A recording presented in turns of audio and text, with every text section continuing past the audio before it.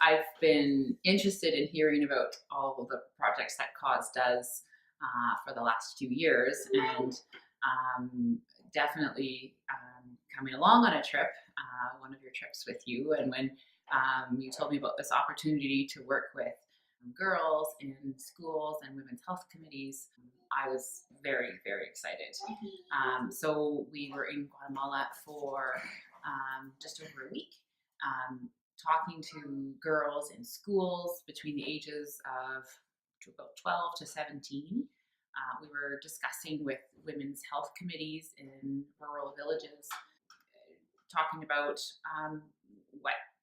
what reproductive health means for them, what their concerns are, and what their education has been. The lack of education that they've had in their school setting and in their family setting, because we were pretty open with them about the questions that we were wanting to know, and they were again pretty open with us about the lack of things and their interest in learning more about their bodies and how to be as healthy as possible in the future. I was pretty impressed with one of the women's health committees in the Todos Santos area, where teenage moms with maybe 1 or 2 or 3 kids, all the way up to moms who had 3 or 4 or 5 or 6 kids, and they were older, and they basically all were saying the same thing, that they wanted to be as healthy as possible, and they didn't want to have babies every year.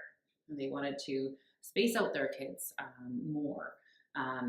They wish they would have known some of the things in school that they know now about how to prevent pregnancy, about how to keep their babies healthier, and they were pretty good advocates for each other. They really knew the key needs in those areas. They wanted to do as much as possible, and they knew their limitations. They just didn't have as many resources or the opportunity to go into the schools and work with the kids and work with the parents. And they had fantastic ideas about how to get those messages across. From parent focus groups, if we're talking about reproductive health for kids, to focus groups for kids. Well, I found it pretty inspiring that all the women in the community come together on certain days or set days of the week. And they all bring their kids and their babies, and it's a big commotion, and all the kids are getting weighed and the kids are getting vaccinated. And I think it's a great opportunity to learn new information from the health workers, but also the women can share their experiences together. And almost like an informal kind of parenting group where their kids can play and they can talk. And I saw the health workers teaching the parents about adding more protein to their diet, and doing a recipe demonstration about how to prepare the best food with limited resources in those communities.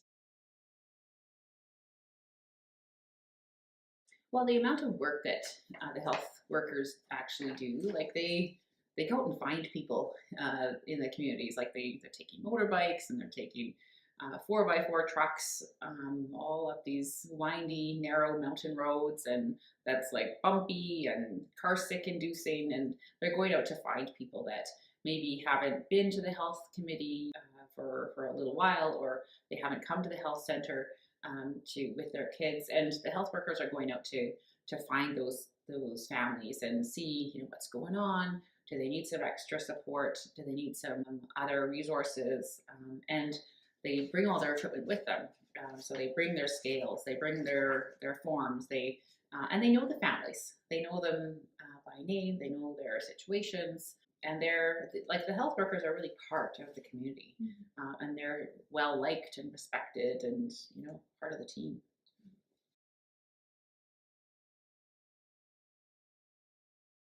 Well, one thing is they're like us, right? They want the best for their family. They want the best for their kids. They love their kids. The kids are like ours. Like they play, they have fun, they go to school. They want to do the best at soccer with the other teams. but they're also working with very challenging circumstances. Some of these communities are at 3,500 meters and it's cold all year round. It's hard to grow things. It's hard to give their kids the best food because they can't grow it well there. They have to, and when they are having babies, they travel for a long ways to deliver their babies in a safe setting. And so I think women's health is an important issue for women to be involved in. And sometimes that's not necessarily at the forefront of the minds of community leaders either, where more men are involved in community leadership. And so then the issues that the women have aren't addressed or aren't focused on. And women are advocates for their kids.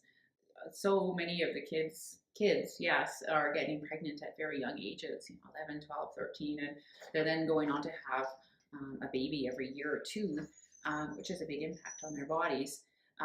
One of the barriers that they have in terms of preventing pregnancy is, the access to contraceptives, but also their lack of choice in how to prevent a pregnancy. Even if they want to prevent a pregnancy, they don't necessarily get the choice. Their fathers or their husbands or partners would decide for them. In a cultural kind of setting like Guatemala, it might not be appropriate for women to say, "Yeah, I don't want to have a baby," or "I don't want to have sex." It's the man's choice. So I guess I still have the faces of the kids in my mind. Like, so one of the schools that we went to, we almost couldn't leave the school because the kids just had so many questions for us about health, about stuff that happens in their body.